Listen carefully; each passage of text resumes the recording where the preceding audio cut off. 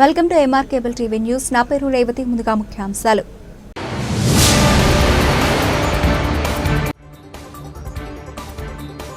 పదవ తరగతిలో ఉత్తీర్ణత సాధించిన విద్యార్థులను అభినందించిన జిల్లా కలెక్టర్.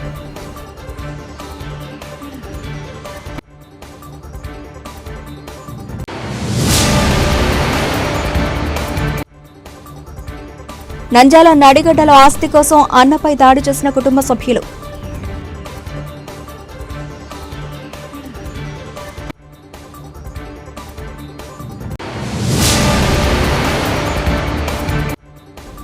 ఆళ్లగడ్డలో నేను బీ ట్యాక్స్ వసూలు చేస్తున్నానని ఓ పత్రికలో రాసిన వార్తలను వైసీపీ నాయకులు నిరూపిస్తే ఇప్పుడే రాజీనామా చేస్తా ఎమ్మెల్యే భూమా అఖిలప్రియ.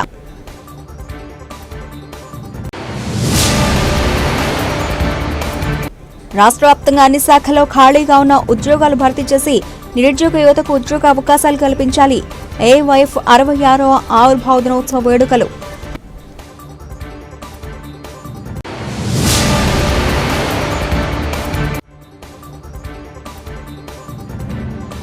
మనగాడపల్లిలో వివిధ అభివృద్ధి పనులకు భూమి పూజ చేసిన మంత్రి బీసీ జనార్దన్ రెడ్డి.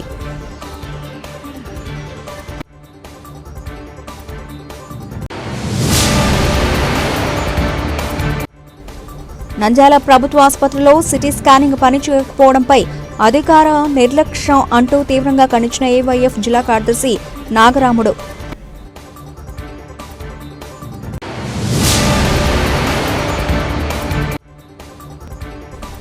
నంద్యాల శ్యామ్నగర్ బేతేలు చర్చ్ నందు విబిఎస్ బైబిల్ సమ్మర్ క్యాంపు చిన్నారులు 1100 మందితో భారీ ర్యాలీ.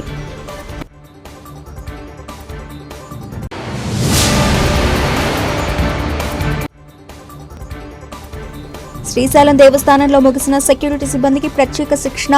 క్షేత్రంలో పోలీసులచే దేవస్థానం సెక్యూరిటీ సిబ్బందికి ట్రైనింగ్. 10వ తరగతి పరీక్షల్లో ఉత్తమ ఫలితాలు సాధించి రాయలసీమ జోన్లో జిల్లాను మొదటి స్థానంలో ఉంచడానికి కృషి చేసిన విద్యార్థులను జిల్లా కలెక్టర్ జి రాజకుమారి అభినందించారు. కలెక్టరేట్లోని పీజీఆర్ఎన్స్ హాల్లో 10వ తరగతి పరీక్షల్లో ఉత్తమ ఫలితాలు సాధించిన విద్యార్థులను అభినందించేందుకు ఏర్పాటు చేసిన కార్యక్రమంలో కలెక్టర్ పాల్గొన్నారు. డీఈఓ జనార్దన్ రెడ్డి, జిల్లా సాంఘిక సంక్షేమాధికారి చింతామణి, డీసీఓ శ్రీదేవి, విద్యార్థులు, తల్లిదండ్రులు తదితరులు కార్యక్రమంలో పాల్గొన్నారు. ఈ సందర్భంగా జిల్లా కలెక్టర్ జి రాజకుమారి మాట్లాడుతూ ఈ ఏడాది మార్చి మాసంలో జరిగిన 10వ తరగతి పరీక్షలో 81% ఉత్తీర్ణత సాధించి రాయలసీమ జోన్లోనే జిల్లాను ప్రథమ స్థానంలో నిలబెట్టేందుకు కృషి చేసిన విద్యార్థులను అభినందిస్తూ ప్రశంసించారు. 10వ తరగతి పరీక్షలు ఏ ఉత్సాహంతో చదివి ఉత్తీర్ణులయ్యారో అదే ఉత్సాహం, తపనతో జీవితంలో ఆఖరి మెట్టు వరకు కొనసాగించాలని విద్యార్థులకు ఉద్బోధించారు. 10వ తరగతి ఉత్తీర్ణతతోనే మురిసిపోకుండా భవిష్యత్తులో రాబోయే పోటీ పరీక్షల విజయాలు సాధించేందుకు నిరంతర సాధన చేపట్టాలన్నారు. నిత్యం మీతో ఆడుతున్న వాళ్ళే, నిత్యం మీతో పాడుతున్న వాళ్ళే, నిత్యం మీతో కూర్చున్న వాళ్ళే. ఆ పిల్లలకి 2 మాటలు చెప్పండి, 2 క్వశ్చన్స్ చెప్పండి, ఎలా రాయాలో చెప్పండి.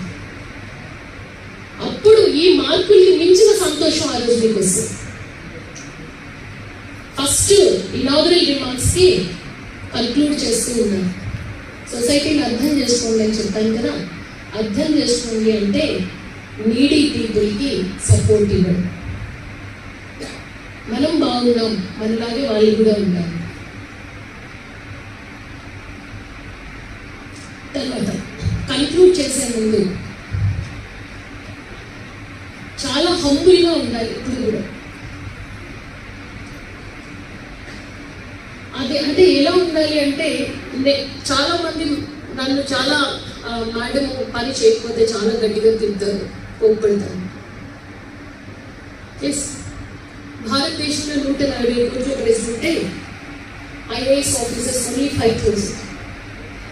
140 కోట్ల ప్రజల్లో 5,000% ఒక్కసారి ఆలోచించారు. 25,000 మంది ఎంప్లాయీస్ పనిచేస్తూ ఉన్నారు. 20 లక్షల మంది ప్రజలు ఉన్నారు. అంటే ఒక కలెక్టర్ ఎంత బాధ్యతగా ఉండాలి. కాబట్టి నేను నా టీం ఏ విధంగా పనిచేయించుకోవాలి, ప్రజలకు ఏ విధంగా సర్వీసెస్ ఇవ్వాలి అన్న విషయంలో చాలా కఠినంగా ఉంటాను. At the same time, me inner calmness, me inner pleasantness ఎట్టి పరిస్థితుల్లో కూడా కోల్పోకూడదు. బయటకు మీరు ఎంత గంభీరంగా ఉన్నా లోపల ఆ కామ్నెస్, ఆ ప్లెజెంట్నెస్ మిమ్మల్ని పైకి తీసుకువెళ్ళడానికి motivation, that is the inner motivation. అందుకని ఇప్పుడు అంతే ప్లెజెంట్గా, అంతే హంబుల్గా ఉండాలి. ఆ ఆరా మీ చుట్టూ కనపడాలి, ఆ లైట్నింగ్ కనపడాలి, మిమ్మల్ని చూడగానే ఆకర్షించే శక్తి ఉండాలి. 10 మంది మీతో మాట్లాడాలి, 10 మందికి మీరు స్ఫూర్తిగా ఉండాలి. ఆ స్థాయికి మీరందరూ కూడా ఎదగాలి అని నేను మనస్ఫూర్తిగా కోరుకుంటూ మీ అందరికీ కూడా పేరు పేరున నేను అభినందనలు తెలియజేస్తూ wishing you all a bright career and a colourful future. అలాగే మీకు ఎంత సపోర్ట్ ఇచ్చినా మీ గ్రాండ్ పేరెంట్స్కి, మీ పేరెంట్స్కి, టీచర్స్కి, ఇక్కడ వేదిక పైన ఉన్న టీం అందరికీ కూడా మనస్ఫూర్తిగా నేను అభినందనలు తెలియజేస్తున్నాను. థ్యాంక్ యూ అందరికీ. నంద్యాల నడిగడ్డలో నివాసం ఉంటున్న భాషపై దాడి చేసిన కుటుంబ సభ్యులు తీవ్ర గాయాలు కావడంతో ప్రభుత్వ ఆసుపత్రికి తరలించిన స్థానికులు. వివరాలకు వెళితే నంద్యాల పట్టణంలోని స్థానిక నడిగడ్డ ప్రాంతంలో నివాసం ఉంటున్న మా భాష తండ్రి కుటుంబ సభ్యులకు ఆస్తి పంపకాలు చేయడంతో పెద్ద కుమారుడైన మా భాష తండ్రి దగ్గర వెళ్లి తనకు ఆస్తి పంచి ఇవ్వండి అంటూ అడగడంతో నీకెందుకు ఇవ్వాలి అంటూ వారి కుటుంబ సభ్యులు తమ్ముడు, చెల్లెలు, బావ మా భాషను బెదిరించడం జరిగింది. మీరు ఎవరికి చెప్పుకుంటారో చెప్పుకోండి అంటూ అనడంతో వారి కుటుంబ సభ్యులు ఒక్కసారిగా మా భాషపై దాడి చేయడం జరిగింది. కళ్లలో కారం చల్లి తన మోటార్ బైక్ ను పగలగొట్టి తీవ్రంగా అతన్ని గాయపరచడం జరిగింది. రక్త గాయాలతో ఉన్న మా భాషను వెంటనే మా భాష భార్య స్థానికులు ప్రభుత్వ ఆసుపత్రికి తరలించారు. తలకు తీవ్ర గాయాలు కావడంతో పోలీసులు కేసు నమోదు చేశారు. ఈ సందర్భంగా మా భాష మాట్లాడుతూ తనకు న్యాయం చేయాలంటూ తన తండ్రి ఆస్తి అడిగితే ఇవ్వడం లేదని, అంత తన కొడుకు కూతుర్లకు మాత్రమే ఇస్తున్నాడని, తనకు హక్కు ఉంది కదా అని అడిగినందుకు తనపై దాడి చేయడం జరిగిందని, అదేవిధంగా తన చెల్లెలు తన ఇంట్లో ఉన్న 20 తులాల బంగారాన్ని తీసుకెళ్లడం జరిగిందని పోలీసులు అధికారులు తగు న్యాయం చేయాలని ఆవేదన చెందారు. నేను నడిగడ్డ నివాసం ఉన్నాను. మొన్న మా చెల్లెల వాళ్ళకి, మా తమ్మునికి ఆస్తి పంపకాలు మా నాన్న చేస్తుంటే నేను కూడా అన్న నా ఆస్తి నాకు పంచినా అని చెప్పి మా నాన్న దగ్గరికి పోయినాను. పోతే ఇస్తాలే అని చెప్పి, సరే నువ్వు ఇస్తావు కదా అని చెప్పి నేను కూడా అక్కడే ఉన్నప్పుడు ఇస్తానని చెప్పి లాస్ట్ తీరా ఇంత దూరం వచ్చినాక అందరికీ పనిచేసి ఇప్పుడు నేను అడుగుతున్నానని చెప్పి నన్ను సంపాలని చెప్పి అందరూ ప్లాన్ చేసి 20 తులాల బంగారం కూడా తీసుకున్నారు మా చెల్లెల వాళ్ళు. అంతకుముందు 5 లక్షలు క్యాష్, 10 తులాల బంగారం తీసుకుని ఇల్లు కట్టుకున్నారు పోయిన సంవత్సరము. ఇప్పుడు అంతా తీసుకున్న తర్వాత ఇప్పుడు నన్ను అడుగుతున్నానని, నన్ను, నా భార్య, నా పిల్లలని చంపేసి వీళ్ళని చంపేస్తే అడగకుండా ఎవడు ఉండడని, దిక్కు లేడదని ఇప్పుడు నన్ను సిచ్యువేషన్లో పెట్టి చేసినారు. నా ఆస్తి, నా బంగారము నాకు ఇప్పించాలని కోరుతున్నాను. కానిస్టేబుల్ వాళ్ళని చూడండి సార్, నన్ను ఎంత మాదిరిగా గొడ్డలి తీసుకొని తల మీద కట్టె తీసుకొని కారం వేసి ఇదంతా కొట్టి దెబ్బలు నేను కోలుకోలేక పరిస్థితులు తీసుకొచ్చినారు.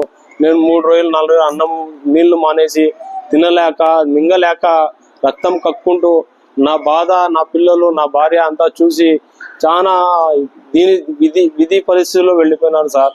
దయచేసి నా ఆస్తి, నా బంగారము, నన్ను, నా పిల్లల్ని మీరే కాపాడాలని గవర్నమెంట్కి, ఉన్న అధికారుల, పోలీస్ వాళ్ళకి, మీ మీడియా వాళ్ళకి సపోర్ట్ కావాలని నేను కోరుకుంటున్నాను. మీరు సపోర్ట్ చేస్తానని నేను అనుకుంటున్నాను. నాకు దయచేసి సపోర్ట్ చేయండి సార్. అందరూ కలిసి నాకు న్యాయం చేయండి సార్.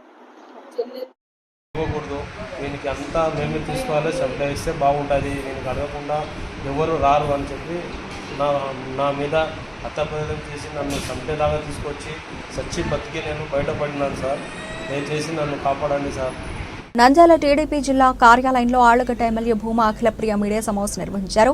ఈ సందర్భంగా ఆమె మాట్లాడుతూ తాను బీ ట్యాక్స్ వసూలు చేస్తున్నానని ఓ పత్రికలో రాసిన వార్తలను వైసీపీ నాయకులు నిరూపిస్తే ఇప్పుడే రాజీనామా చేస్తానని ఆగ్రహం వ్యక్తం చేశారు. తనపైన చేసిన ఆరోపణలపై తాను చర్చకు సిద్ధం, వైసీపీ వాళ్లు సిద్ధమా అంటూ మండిపడ్డారు. ఆళ్లగడ్డలో నేరాలు ఘోరాలు జరుగుతున్నట్లు ఒక పత్రికలో ఆర్టికల్ రాశారు. చికెన్ గురించి అవాస్తవాలు రాస్తే నిజాలు ఆళ్లగడ్డ ప్రజలకు తెలియదా, మాకు ఓట్లు వేసిన వాళ్లకు తెలియదా అంటూ ప్రశ్నించారు. అహోబిలంలో కన్స్ట్రక్షన్ చేయాలి అంటే పంచాయతీ తీర్మానం ఉండాలి. పంచాయతీకి సర్పంచ్ వైసీపీ వాళ్లు ఉన్నప్పుడు అవినీతి ఎవరు చేసినట్లు మీరే చెప్పాలన్నారు. ఇప్పుడే అహోబిలంలో ఇల్లీగల్ గా ఎవరు నిర్మించారో అన్ని కూల్చడానికి నేను సిద్ధం, వైసీపీ వాళ్లు రెడీనా అంటూ సవాల్ విసిరారు. అక్రమంగా ప్రభుత్వ భూముల నిర్మాణాలు ఎక్కడైతే ఉన్నాయో అన్ని కూల్చివేస్తామన్నారు. అక్రమ నిర్మాణాలు వైసీపీ హయాంలోనే జరిగాయి. ఇంద్రమ్మ కాలనీ లేదు, ఇంద్రమ్మ ఇళ్లలో ఇంద్రభవనం అని రాశారు. సింహాచల అప్పన్న దేవాలయంలో గోడ కూలిపోయిన దానికి చంద్రబాబుకు ఏమిటి సంబంధం? వైసీపీ నాయకులు తెలియకుండా మాట్లాడుతున్నారన్నారు. వైసీపీ నాయకులు అన్ని అబద్ధాలు మాట్లాడుతున్నారని అన్నారు. కనెక్షన్స్ పెట్టుకొని కమర్షియల్ గా వాడుతున్నారు, వాళ్ళందరికీ కరెంట్ కట్ చేయడం జరిగింది. మీరు చెప్పినట్టు కదా చేసాము, మీ సర్పంచ్, మీ వైసీపీ సర్పంచ్ చెప్పినట్టు కదా చేసినాము. చెప్పినట్టుగా చేస్తే 2 రోజుల క్రితము సాక్షిలో వచ్చిన, ఇది మీ సాక్షిలో వచ్చిన మళ్ళీ ఇంకొక ఆర్టికల్, అహోబిలంలో బీటెక్స్. దీంట్లో మళ్ళీ ఏంటి, అహోబిలంలో బీటెక్స్ అని రాస్తూనే గత 20 సంవత్సరాల నుంచి లాడ్జిలు సత్రాలు కట్టుకొని అన్నదాతాలు చేసుకుంటూ ప్రజలని బాగా చూసుకుంటున్న సత్రాల మీద పడి మేము డబ్బులు తీసుకుంటామని చెప్పి మళ్ళీ మా గురించి ఆర్టికల్ రాస్తారు. ఇదే సాక్షిలో అక్రమంగా కట్టినారు, ఇల్లీగల్ గా కట్టినారు, తప్పుడుగా కట్టారని చెప్పి మీరు రాసిన ఆర్టికల్లే మళ్ళీ ఇప్పుడు దానిల మీద గురించి మీరు 20 సంవత్సరాల నుంచి అన్నదానం చేస్తున్న సత్రాల మీద పడిన బీ ట్యాక్స్ వసూలు చేసుకుంటారని చెప్పి మళ్ళీ మా గురించి మీరే రాస్తారు. తెలుగుదేశం పార్టీ ప్రభుత్వంలో ఉన్న నాయకులు, ఎమ్మెల్యేగా మేము సత్రాలకి నోటీసులు ఇచ్చి వాళ్ళ కరెంట్ కట్ చేస్తున్నామని చెప్పి మీరే రాస్తారు. అంటే మీరు ఇది కరెక్టా సాక్షి వాళ్ళు చెప్పాలా? ఏదో ఒకటి డిసైడ్ చేయండి. ఇది కరెక్టా లేదా 2 తప్పుడువా? ఎందుకు ఈ విధంగా మీరు తప్పుడు ఆర్టికల్స్ రాస్తున్నారు? ఎందుకు ప్రజల్ని తప్పుదావ పట్టాలని చెప్పి చూస్తున్నారు? ఇదే సాక్షిలో అహోబిలంలో ఏదైతే మీ సర్పంచ్కి సంబంధించిన భర్త పూజారులని, అక్కడ పూజలు చేసుకునే పూజారులని బండ బూతులు తిట్టినాడు. మళ్ళీ ఏంటో ఏదో గొడవ జరిగి కాదు, ప్రెస్ మీట్ పెట్టి వీడియోలు కూడా ఉన్నాయి. పూజారిని బండ బూతులు తిడితే అది సాక్షుల పేపర్లు ఎందుకు రాదండి? దాని గురించి ఎందుకు మాట్లాడరండి? ఇదే ఆలగడ్డలో శిల్పా వెంచర్ కింద 7,000 ఎకరాలకి నీళ్లు రావట్లేదని కొన్ని సంవత్సరాల నుంచి మొత్తుకుంటున్నా. నేను కొన్ని సంవత్సరాల నుంచి ప్రతిపక్షం నుంచి మొత్తుకుంటున్నాం. మీ నంద్యాలలో కూడా చేస్తున్నారు శిల్పా వెంచర్. మొన్న నేను శిల్పా వెంచర్ గురించి మాట్లాడుతూ కడప ఎమ్మెల్యే కూడా అసెంబ్లీలో లేచి, అవును ఈ శిల్పా వెంచర్లు వీళ్ళ కడపలో కూడా ఈ విధంగా ప్రజల్ని మోసం చేశారని చెప్పి పాపం కడప ఎమ్మెల్యే కూడా లేచి మాట్లాడిన పరిస్థితి. మరి దాని గురించి సాక్షి ఎందుకు రాయదండి? ఎంతసేపు దీని గురించి రాస్తారే తప్ప మొన్న ఆలగడ్డ ప్రాంతంలో అధికార నిర్లక్ష్యం వల్ల, నీళ్లు సరిగ్గా రాకపోవడం వల్ల ప్రజలు ఇబ్బంది పడ్డారు, మేం దగ్గరుండి నీళ్లు తెప్పించినాము అనే సంగతి ఎందుకు రాలేదండి సాక్షి? ఆలగడ్డలో ఈ రోజు కూడా ఏదైతే జొన్నలు తీసుకుంటామని చెప్పి అక్కడ కొనుగోలు పాయింట్ పెట్టినా కూడా జొన్నలు తీసుకోవట్లేదు, నంద్యాలలో తీసుకుంటున్నారని చెప్పి అధికారులతో మేము ఇప్పుడు కూడా కొట్లాడి చేస్తున్నట్టు అదెందుకు రాయట్లేదండి సాక్షి? ప్రజల గురించి రాయరు, ప్రజలు పడే ఈ సమస్యల గురించి రాయరు. కానీ బీ ట్యాక్స్ అంట, మీ జే ట్యాక్స్ లాగా బీ ట్యాక్స్ కలెక్ట్ చేసే సంస్కృతికి మాకు లేదు. ప్రజలు మమ్మల్ని ప్రశ్నిస్తారని భయం మాకుంది, అంత ధైర్యం మేము చేయలేము. ఈ రోజు నేను ఇప్పటికిప్పుడు పోదాం. ఎవరైతే ఇల్లీగల్ గా కన్స్ట్రక్షన్ చేశారో అహోబిలంలో అన్ని కూల్చేద్దాం, నేను రెడీ. ఇప్పటికిప్పుడు పోదాం. వస్తారా సాక్షి వాళ్ళు?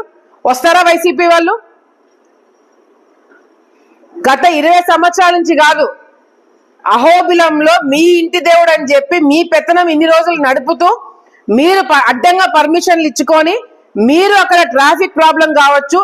ఇప్పుడు ఈ 100కి పైన మీరు లాడ్జ్లు అన్నారు కదా, 100కి పైన సత్రాలు అంటున్నారు కదా, ఏ ఒక్క సత్రం కూడా ఫైర్ పర్మిషన్స్ లేవు, ఏ ఒక్క దానికి కూడా పంచాయతీ పర్మిషన్స్ లేవు, ఏ ఒక్క దానికి కూడా ఎలక్ట్రికల్ డిపార్ట్మెంట్ వాళ్ళు పర్మిషన్ ఇవ్వలేదు. మరి ఎట్లా కన్స్ట్రక్షన్ చేశారండి? ఎవరు హయాంలో చేశారండి? 20 సంవత్సరాల నుంచి ఇల్లీగల్ గా కన్స్ట్రక్షన్స్ చేస్తున్నారని చెప్పి మీ సాక్షులోనే రాశారు. నేను చెప్పడం పక్కన పెట్టండి, మీ సాక్షిలో రాసినారు. మరి అటువంటిప్పుడు గతంలో మీరు ప్రభుత్వంలో ఉన్నప్పుడు ఏం చేస్తున్నారు? గత 5 సంవత్సరాలు మీరు అధికారంలో ఉన్నప్పుడు ఈ సత్రాల మీదకి మీరు ఎందుకు పోలేదు? ఈ సత్రాలు మీరు ఎందుకు క్యాన్సిల్ చేయించలేదు? మేము వచ్చి సంవత్సరమే కదా అయింది. గత 5 సంవత్సరాలు మీరే కదా ఉన్నారు. మరి ఈ సత్రాల మీద ఎందుకు యాక్షన్ తీసుకోలేదు మీరు? అవినీతి జరుగుతుంది కేవలం అంటే కేవలం వైసీపీ నాయకుల వల్లనే ఇదంతా మొదలైంది. మేము ఫుల్ స్టాప్ పెట్టడానికి చూస్తున్నాము, కానీ మీరు ఎక్కడ కూడా సహకరించట్లేదు. మీ సాక్షి వాళ్ళు లేదు. నేను మొన్న కూడా నా గురించి ఆర్టికల్ రాసినప్పుడు ఒకటే చెప్పిన, ఇప్పటికిప్పుడు నేను సిద్ధం. నా మీద నేను చేశాను, మేము వసూలు చేసుకుంటున్నామని మీరు ఒక్కటంటే ఒక ఆధారం చూపించండి, నేను రాజీనామా చేసేస్తా. ఒక్కటంటే ఒక్కటి నిరూపించండి, నేను రాజీనామా చేస్తాను. ఎక్కడ ఇట్లా సాక్షి వాళ్ళు మీరు ఏది పడితే అది రాయడం వల్ల ఎవరికండి నష్టము? ప్రజలకి నష్టం కాదు, మాకు నష్టం కాదు. ఎవరికి తెలుసా? మీ యాజమాన్యానికి. మీరు తప్పుడు రాతలు రాస్తే మేము కేసులు వేస్తాం. ఎవరండి రావాల్సింది? కోర్టు చుట్టూ ఎవరండి తిరగాల్సింది? మీ సాక్షి వాళ్ళు కాదా? మీ మేడం కాదా? భారతి గారు కాదా? ఆమె పేరు మెన్షన్ చేయరా? ఆమె గురించి కూడా ఆలోచించారు మీరు? నాకు తెలిసి ఎవరైతే ఈ రిపోర్ట్ రాశారో, ఎవరైతే ఈ ఆర్టికల్ రాశారో పాపం మర్చిపోయినట్టున్నాడు. ఈ ఆర్టికల్ రాసినట్టు, ఇది రాశారని మర్చిపోయి ఇది రాసినట్టున్నారు. లేకపోతే ఏ ఇల్లీగల్ కన్స్ట్రక్షన్స్ చేస్తున్నారని చెప్పి రాసిన వ్యక్తి ఆ ఇల్లీగల్ కన్స్ట్రక్షన్స్ వెనకేసుకుంటూ మళ్ళీ ఇంకొక ఆర్టికల్ ఎట్లా రాస్తున్నాడు? ఇది మీ జర్నలిస్టులకే వదిలేస్తా నేను. ఈరోజు ప్రెస్ ఫ్రీడమ్ డేనా? ఈరోజు ప్రెస్ ఫ్రీడమ్ డే. ప్రెస్ కి అంతో కొంత రెస్పాన్సిబిలిటీ ఉండాలి కదండి. ఎవరి కోసం రాస్తున్నారండి? దీనివల్ల మీరు ఆ చికెన్ దాని గురించి రాస్తున్నారు. ఏ ఆలగట్లో ఓట్లు వేసే వాళ్ళకి తెలియదా? ఆలగట్లో చికెన్ కొనే వాళ్ళకి తెలియదా రేటు తగ్గిందా పెరిగిందా అనేది? మీ సాక్షి పేపర్ కొంటూ మీకు ఓట్లు వేసిన వాళ్ళే ఇది వాస్తవం కాదు అని మాట్లాడుకునేలాగా మీరు చేసుకుంటున్నారు. మేమేం లేదు, ఇది రాయడం వల్ల మేము ఆపుతాం అనుకుంటున్నారా మీరు? నంద్యాలలో ఘనంగా 66వ అఖిల భారత యువజన సమైక్య ఏఐవైఎఫ్ ఆవిర్భావ దినోత్సవ వేడుకలు ఘనంగా నిర్వహించుకోవడం జరిగిందని ఏఐవైఎఫ్ జిల్లా ప్రధాన కార్యదర్శి నాగరాముడు తెలిపారు. జెండా ఆవిష్కరణ చేసిన ఏఐవైఎఫ్ మాజీ జిల్లా అధ్యక్షులు ఎన్ రంగనాయుడు ఈ కార్యక్రమానికి ఏఐవైఎఫ్ జిల్లా అధ్యక్షులు రనత్ అధ్యక్షత వహించడం జరిగింది. ఈ సందర్భంగా ఏఐవైఎఫ్ జిల్లా కార్యదర్శి జి నాగరాముడు మాట్లాడుతూ, మన దేశం లౌకికవాదాన్ని, ప్రజాస్వామ్యాన్ని, శాంతిని ప్రాతినిధ్యం చేసే ఒక గొప్ప సంప్రదాయం కలది. ఈ రోజు కాశ్మీర్లో పహల్గాం ప్రాంతంలో పర్యాటకులపై జరిగిన దారుణమైన ఉగ్రదాడి మన దేశం మీద కాదు, మన లౌకికత్వం మీద, మన ఐక్యత మీద, మన ప్రజాస్వామ్య విలువల మీద జరిపిన దాడి. ఈ చర్యలు మత ఉన్మాదాన్ని రెచ్చగొట్టి సామరస్యాన్ని ధ్వంసం చేయాలని చూస్తున్న శక్తుల విధ్వంసక ప్రయత్నాలే. ఇలాంటి పరిణామాల పట్ల మన యువత అప్రమత్తంగా చైతన్యంగా స్పందించాలి. నిరుద్యోగ భృతి 5,000 రూపాయలు ఇవ్వాలని, రాష్ట్రంలో అన్ని శాఖలో ఖాళీగా ఉన్న పోస్టులను విడుదల చేసి నిరుద్యోగులకు అండగా నిలవాలని, పోలీస్ శాఖలో పోస్టులు త్వరగా భర్తీ చేయాలని తెలిపారు.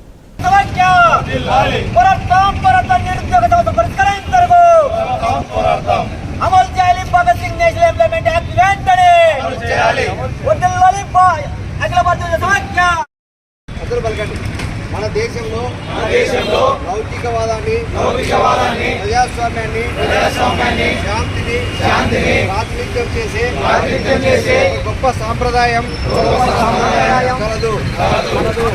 కాశ్మీర్లో పహల్గాంలో ప్రాంతంలో పర్యాటకులపై జరిగిన దాడులపై దారుణమైన ఉగ్రదాడిని మన దేశం మీద కాదు, మన లౌకికత మీద కాదు, మన ఐక్యత మీద, మన ప్రజాస్వామ్య విలువల మీద జరిపిన దాడి.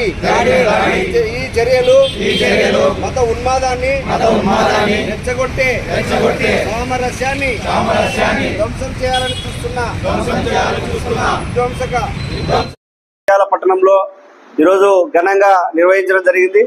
ఈరోజు ఈ దేశంలో అఖిల భారత యువజన సమైక్య ఏర్పడి 66 సంవత్సరాలైంది. ఈ దేశంలో అనేక సమస్యలమైన పోరాటం చేస్తూ కాబట్టి చెండా రాజేశ్వరరావు గారి ఆశయ సాధన కోసం, ఈ దేశంలో విద్యా విధానం కోసం, లేదా నిరుద్యోగ సమస్య రూపుమాపడం కోసం, ఈ దేశంలో మూఢ విశ్వాసాల రూపుమాపడం కోసం 18 సంవత్సరాల ఓటు కావాలని చెప్పేసి నినదించేటువంటి సంఘం ఈరోజు ప్రభుత్వ రంగ సంస్థలని కాపాడాలని ఎన్నో ఆశయాలతో పోరాటం చేసినటువంటి అఖిల భారత యువజన సమైక్య ఈ దేశం ఒక పెద్దమైనటువంటి సవాల్ను విసురుతా ఉంది. ఈ దేశంలో టెర్రరిస్టు ఉన్మాదాన్ని నింపి హిందూ ముస్లింల మధ్య గొడవ పెట్టాలనే ఒకటి అనైక్యతతోనే ఈ దేశం అంతా కూడా పాకిస్తాన్తో యుద్ధం చేయాలని చెప్పేసి ఒక దుర్మార్గమైన కుట్ర జరుగుతూ ఉంది. ఈ దేశంలో ఉన్నటువంటి హిందూ ముస్లింలు అన్నదమ్ముల మాదిరిగా ఉన్నారు. ఈ దేశంలో రాజకీయంగా వాళ్ళ కుర్చీల కోసం ఈ దేశాన్ని పాకిస్తాన్ మీద ఊసుకొల్పుతా ఉన్నారు. ఈ నంద్యాల టౌన్ లో కూడా కొంతమంది మత విద్వేషాలు రెచ్చగొట్టాలని దానికి ఆసరాగా చేసుకొని ఈరోజు అనేక మంది అల్లర్లు సృష్టించాలనేటువంటి ఏకైక లక్ష్యంతో యువకుల మధ్య విధ్వంసకరమైనటువంటి ఆలోచనలు చేస్తారు. వాళ్ళు కూడా అందరికి న్యాయం ఇచ్చారు. అది కూడా దృష్టిలో పెట్టుకుని లక్షలాది మంది ఈరోజు 1-2 మార్కులలో ఈరోజు టెట్ లో కూడా క్వాలిఫై కాకుండా వాళ్ళకు కూడా అవకాశం కల్పించాలి. ఎందుకు ఆ మాట అంటున్నామంటే టెట్ రూల్స్ ప్రకారం కూడా 6 నెలలకు ఒకసారి టెట్ ఏర్పాటు చేయాలి. కానీ ఈరోజు 8 నెలలు గడుస్తున్నా కూడా టెట్ను ఏర్పాటు చేయకపోవడం వల్ల నిరుద్యోగుల డిఎస్సికి ప్రిపేర్ అయ్యే కోచింగ్ సెంటర్లు వాళ్ళ కడుపులు కోరుతున్నారు ఈ ప్రభుత్వం. కాబట్టి ఈ 66వ దినోత్సవ సందర్భంగా మేము గట్టిగా చెప్తున్నాం, మీరు నిరుద్యోగ ఓట్లతో గెలిచారు. నిరుద్యోగుల ఓట్లతో ఈ రోజు మీరు అధికారం చేపట్టారు. ఈ రోజు ఓటు హక్కు ఈ రోజు కల్పించింది ఏఐవైఎఫ్. మీరు ఈ రోజు అసెంబ్లీ పార్లమెంట్ లో కూర్చుండడానికి స్థానం కల్పించింది మా యొక్క ఓట్లతోనే. కాబట్టి మీరు తక్షణమే వాటిని ప్రశ్నించి ఆ సమస్యల పరిష్కారం కృషి చేయాలని చెప్పేసి, లేని పక్షంలో ఏఐవైఎఫ్ ఆధ్వర్యంలో పెద్ద ఎత్తున ఆందోళన కార్యక్రమం చేపడతాం.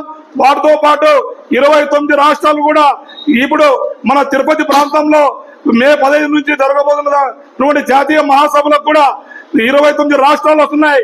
వాటిలో కూడా భారతదేశంలో జరుగుతున్నటువంటి సమస్యల పైన, రాష్ట్రంలో జరిగినటువంటి సమస్యల పైన కూడా పెద్ద గొంతోయి మేము వినిపించడానికి, సమస్యలు పరిష్కరించడానికి కృషి చేస్తామని, అందుకు వేలాది మంది యువకులు కూడా తరలివచ్చి ఆ కార్యక్రమాన్ని విజయవంతం చేసేదానికి మనదిగా భావించి ప్రతి ఒక్కరూ వచ్చి ఆ కార్యక్రమాన్ని విజయవంతం చేయాలని చెప్పేసి తెలియజేస్తున్న నాగరాముడు ఏఐవైఎఫ్ జిల్లా కార్యదర్శి. బనగానపల్లిలో వివిధ అభివృద్ధి పనులకు భూమి పూజ చేసిన మంత్రి బీసీ జనార్దన్ రెడ్డి నియోజకవర్గ ప్రజలకు తాగునీటి సమస్య తలెత్తకుండా అవసరమైతే తన సొంత నిధులతో సమస్యను పరిష్కరిస్తానని రోడ్లు భవనాల శాఖ మంత్రి బీసీ జనార్దన్ రెడ్డి అన్నారు. శనివారం వివిధ అభివృద్ధి పనులలో భాగంగా బనగానపల్లిలో 4 కోట్ల రూపాయల నిధులతో ప్రభుత్వ డిగ్రీ కళాశాలలో నూతన భవన నిర్మాణానికి, కోవలకుంట్లలో 1.50 కోట్ల రూపాయలతో నూతన ఎంపీడీఓ కార్యాలయం మంత్రి బీసీ జనార్దన్ రెడ్డి భూమి పూజ చేశారు. అనంతరం కోవలకుంట్లలోని రక్షిత త్రాగునీటి పథకాలను పరిశీలించారు. మంత్రి బీసీ మాట్లాడుతూ కూటమి ప్రభుత్వం రాష్ట్రంలోని శిథిలావస్థలో ఉన్న అన్ని ప్రభుత్వ కార్యాలయాల స్థానంలో నూతన కార్యాలయాలు నిర్మించడానికి శ్రీకారం చుట్టిందని అన్నారు. నియోజకవర్గంలో త్రాగునీటి సమస్య ఉంటే ప్రజలు తన దృష్టికి తీసుకొస్తే సంబంధిత అధికారులు పరిష్కరిస్తారని హామీ ఇచ్చారు. ఫస్ట్ ఫ్లోర్ 6 రూములు, సెకండ్ ఫ్లోర్ 6 రూములు, 1,50 లక్షలకు కాంపౌండ్ వాళ్ళు. ఇది కాక ఇంకా ఏదైనా 40-50 లక్షలు ఖర్చు అయినా పర్వాలే, కాంపౌండ్ వాళ్ళు మాత్రం కంప్లీట్ చేస్తాము. అదేవిధంగా టాయిలెట్స్ కు సంబంధించింది ఉన్నారు, ఆ టాయిలెట్స్ కూడా కంప్లీట్ చేస్తాము. ఈ పిల్లలకు, చదువుకునే పిల్లలకు, ముఖ్యంగా అమ్మాయిలకు ఏ అవసరం ఉన్నా వారికి కావాల్సినటువంటి వసతులు కూడా కల్పిస్తాము. ఇక్కడ డ్రింకింగ్ వాటర్ ఏముంది, వాటర్ ప్లాంట్ ఉందా, బంద్ చేస్తుంది, అది ఇచ్చినారా? నాకు తెలుసు కదా మా ఇచ్చినది కూడా, నాకంటే ముందు ఇచ్చిపోయింది, అది అవకాశం నాకు లేదుగా. అసలు తీసుకురండి. నియోజకవర్గంలో పలానా డిగ్రీ కాలేజీలో 100% వచ్చిందంటే ఖచ్చితంగా మీకు ఏ సదుపాయాలు కావాలని నేను చేస్తాను. మీరందరూ చదివితే మిమ్మల్ని నమ్ముకునే తల్లిదండ్రులు, మీకోసం రాత్రింబావులు కష్టపడే తల్లిదండ్రులు, వారికి కూడా పేరు ప్రతిష్టలు రావాలి, నియోజకవర్గానికి రావాలి. మీ యొక్క డిగ్రీ కళాశాలంటే పేపర్లో కూడా మీరు కూడా పలానా దాంట్లో నంబర్ 1 లో ఉందని చెప్పిస్తారని ఆశిస్తూ ఈ అవకాశం ఇచ్చి ఇక్కడికి వచ్చినప్పుడు కలిసినటువంటి అధికారులకు, విలేకరులకు, సిబ్బందికి, ప్రతి ఒక్కరికి కూడా హృదయపూర్వక నమస్కారాలు తయారు చేసుకుంటున్నా. అంటే ఎన్ని రోజులు క్లోజ్ చేస్తావు చెప్పు? షూర్, కొత్త స్కూల్ పెట్టేసి ఇస్తావు. నేను మళ్ళీ మా పిల్లలతో అక్కడే కూర్చోవాల్సి వస్తుంది. అక్కడ మీ దగ్గర కంప్లీట్ చేసేయండి.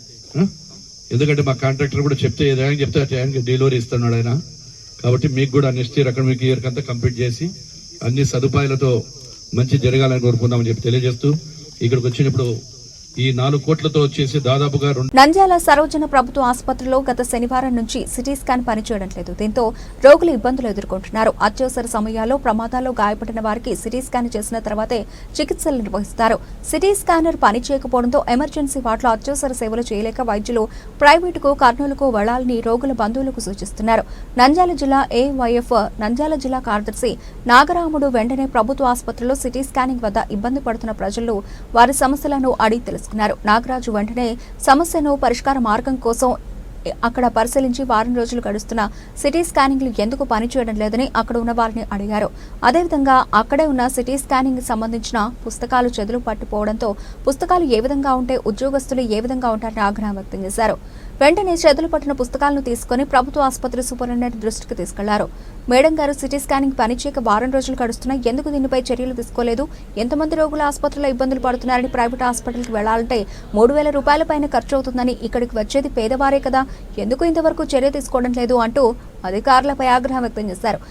ఈ సందర్భంగా ఏవైఎఫ్ నంద్యాల జిల్లా కార్యదర్శి నాగరాముడు మాట్లాడుతూ, నెలలు గడుస్తున్న సిటీ స్కానింగ్ పనిచేయడం లేదని, అధికారులు నిర్లక్ష్యం వహిస్తున్నారని, ఇక్కడికొచ్చి ఎంతో మంది ప్రజలు మాత్రమే అని, డబ్బులు లేక ప్రభుత్వ ఆసుపత్రిని ఆశ్రయిస్తున్నారని ప్రభుత్వం ఎంతో గొప్పగా చెబుతోంది. ప్రభుత్వ ఆసుపత్రుల్లో అన్ని సౌకర్యాలు అందుబాటులో ఉంటాయని, ఇక్కడ చూస్తే మాత్రం సౌకర్యం కదా ఏమీ కనిపించడం లేదు. ఇప్పుడు కానీ అధికారులు స్పందించి తగు చర్యలు తీసుకుని పనిచేసే విధంగా చేయాలని ఆవేదన వ్యక్తం చేశారు.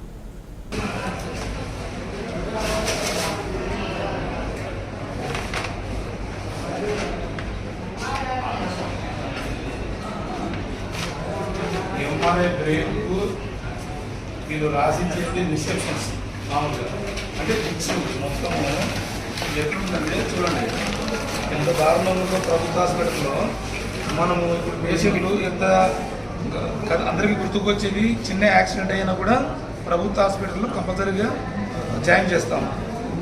కానీ ఈరోజు ఇటువంటివి కూడా ఇంత శిథులు పట్టేంత వరకు కూడా గతంలో మామూలుగా జనరల్ హాస్పిటల్ ఉన్నప్పుడు అయితే బాగున్నది. ఇప్పుడు మెడికల్ కాలేజ్ అయిన తర్వాత ఇంకా వైద్యులు పెరిగారు, ఇక్కడ పనిచేసే వాళ్ళ వ్యక్తులు కూడా పెరిగారు. కానీ ఇక్కడ పనిచేసేవారు లేకపోవడము ఎంతో బాధాకరమైన విషయం.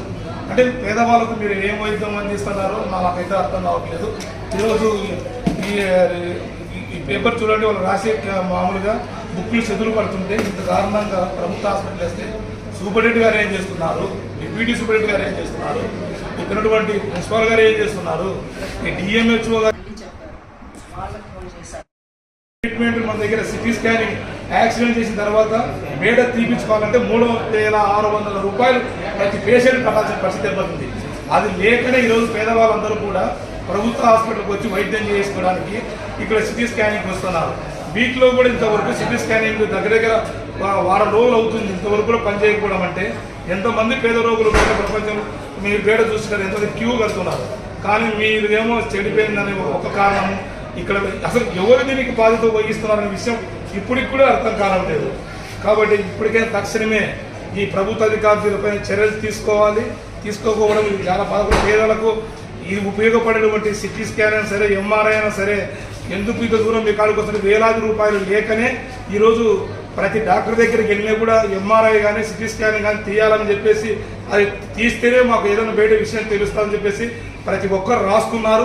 నంద్యాల పట్టణం శ్యామ్నగర్ బేతేలు చర్చ్ నందు క్రైస్తవ చిన్నారులకు VBS బైబిల్ సమ్మర్ క్యాంపు 1964 నందు ప్రారంభించి నేటి వరకు దిగ్విజయంగా కొనసాగుతున్న VBS బైబిల్ సమ్మర్ క్యాంపు ప్రతి సంవత్సరం ఏప్రిల్ 28 నుండి బేతేలు చర్చ్ నందు నిర్వహించడం జరిగింది. హెబ్రోన్ ప్రార్థన సహవాసం ఆధ్వర్యంలో ప్రతి సంవత్సరం చిన్నారులకు VBS బైబిల్ సమ్మర్ క్యాంపులో బైబిల్ నందు శిక్షణ తరగతులు నిర్వహించి చిన్నారులను బైబిల్ నందు నిష్ణాతులను చేసి చిన్ననాటి నుండే మంచి నడవడిక, మంచి క్రమశిక్షణ, సద్గుణాలను అలవర్చుకోవాలని, దేవుని యందు భయభక్తులు కలిగి జీవించాలని, పాపానికి దూరంగా జీవించాలని వారికి నేర్పించడం జరిగింది. ఈ కార్యక్రమం ముఖ్యోద్దేశం VBS summer camp Bible studies కార్యక్రమానికి సుమారు 1100 మంది చిన్నారులు పాల్గొని బైబిల్ క్షుణ్ణంగా తెలుసుకుని దైవాశీర్వాదనములు పొందారు. అలాగే బేతేలు చర్చ్ నందు దేవనగర్ మీదుగా BC hostel teachers colony VBS Bible summers studies camp చిన్నారులతో భారీ ర్యాలీ నిర్వహించారు. కార్యక్రమంలో దైవ సేవకులు pastor Joshua, Rayalaseema coordinator Titus మరియు సంఘ పెద్దలు LIC Ramana, Onesim, Joseph, Prem Kumar, John Peter, K Isaac, Hebron, Hyderabad sisters Manjula, Miriam మరియు చిన్నారులు, బేతెల్ చర్చ్ విశ్వాసులు పెద్ద ఎత్తున పాల్గొన్నారు. అందరికీ ప్రైజ్ లార్డ్. ఈ సమ్మర్ క్యాంప్ లాగా సో బేతేలు ప్రార్థన మందిరంలో VBS 1964లో ఆరంభించినారు. ఇది సిన్స్ 1964 నుండి ఈ VBS అనేది దాదాపు మోర్ దాన్ 60 years వరకు జరుగుతూ ఉంది. దాని భాగంగా బేతేలు ప్రేయర్ హౌస్ శ్యామ్నగర్ నంద్యాలలో హెబ్రోన్ సవాసంలో ఈ VBS పరిచర్య ఆరంభించిన నాటి నుండి ఎవ్రీ ఇయర్ సమ్మర్లో ఈ క్యాంప్ జరుపుతూ వస్తున్నాం. 28 నుండి ఏప్రిల్ 28 నుండి అది May 3rd వరకు జరుగుతుంది, ఈ రోజు వరకు. సో నిన్న 5 days జరిగింది కనుక మెయిన్ క్లాసెస్ పిల్లలకు ఆర్ట్, క్రాఫ్ట్, తర్వాత బైబిల్లో ఉన్నటువంటి స్టోరీస్ మెయిన్ లెసన్ రూపంగా, క్లోజింగ్ లెసన్ రూపంగా చక్కగా పిల్లలకు పాఠాలు నేర్పిస్తూ వచ్చినాం. ఎందుకంటే ఒక క్రమశిక్షణతో స్పిరిచువల్ బెంట్ ఆఫ్ మైండ్ పిల్లలకు కలిగి ఉండాలని. ఎందుకంటే భావితరాన్ని పిల్లలే చిల్డ్రన్ ఆఫ్ ద హెరిటేజ్ కనుక వారికి మంచి సద్భక్తితో బోధిస్తూ వచ్చినాం. కనుక ఈరోజు ర్యాలీగా పిల్లలందరూ, సో ఇక్కడ లైన్గా పిల్లలందరి నంద్యాలలో 2 లైన్స్ తిరగాలని భావనతో కలిగి సో ర్యాలీ చేస్తా ఉన్నాం ఊరేగింపు. సో చాలామంది పేరెంట్స్, మోర్ దెన్ 1100 మంది పాల్గొన్నారు పిల్లలు. సో దీనికి ఎంతో మేము దేవునికి రుణస్తులము. అలాగనే పేరెంట్స్ కూడా మా గ్రాట్యుట్యూడ్ తెలియజేస్తున్నాము. మరి అలాగనే సహకరించి మీడియా మిత్రులు కానీ, డిపార్ట్మెంట్ కానీ అన్ని విషయాల్లో మాకు సహాయ సహకారాలు అందించినారు. So God bless them. And మీకు కూడా మీడియా మిత్రులకు కూడా ప్రతి ఒక్కరికి బేతేలు ప్రార్థన మందిరం తరఫున మీకు వందనాలు తెలియజేస్తున్నాం. అందరికీ ప్రైజ్. శ్రీశైలం మల్లన్న దేవస్థానంలో విధులు నిర్వహించే దేవస్థానం సెక్యూరిటీ సిబ్బందికి గత 4 రోజులుగా ప్రత్యేక శిక్షణ కార్యక్రమం నిర్వహించారు.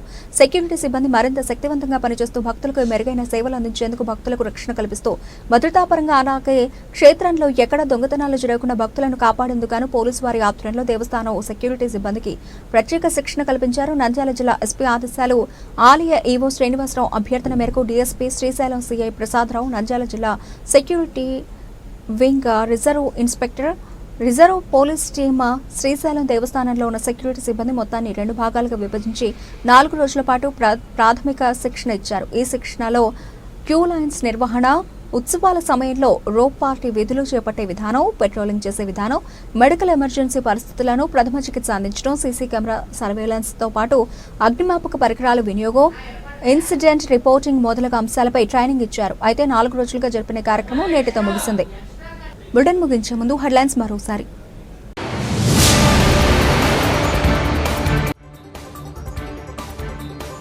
పదవ తరగతిలో ఉత్తీర్ణత సాధించిన విద్యార్థులను అభినందించిన జిల్లా కలెక్టర్.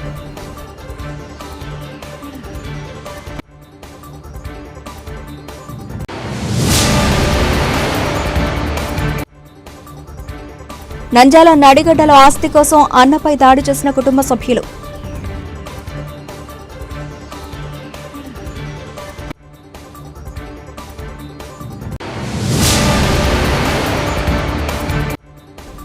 ఆళ్లగడ్డలో నేను బీ ట్యాక్స్ వసూలు చేస్తున్నానని ఓ పత్రికలో రాసిన వార్తలను వైసీపీ నాయకులు నిరూపిస్తే ఇప్పుడే రాజీనామా చేస్తా ఎమ్మెల్యే భూమా అఖిలప్రియ.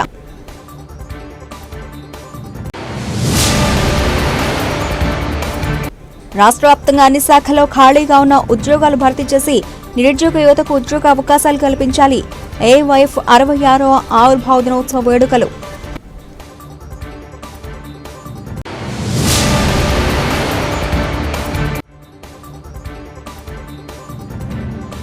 మనగాడపల్లిలో వివిధ అభివృద్ధి పనులకు భూమి పూజ చేసిన మంత్రి బీసీ జనార్దన్ రెడ్డి.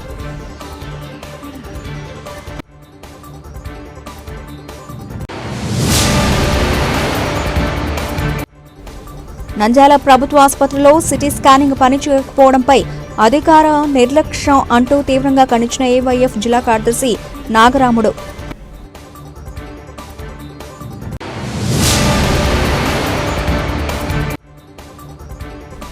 నంద్యాల శ్యామ్ నగర్ బేతేలు చర్చ్ నందు వీబీఎస్ బైబిల్ సమ్మర్ క్యాంపు చిన్నారులు 1100 మందితో భారీ ర్యాలీ.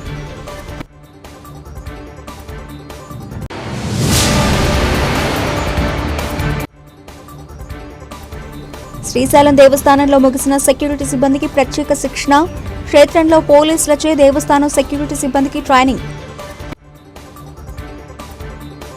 ఇవి ఇప్పటివరకు అప్డేట్స్. మరిన్ని అప్డేట్స్తో మళ్ళీ కలుద్దాం. Keep watching MR cable TV news.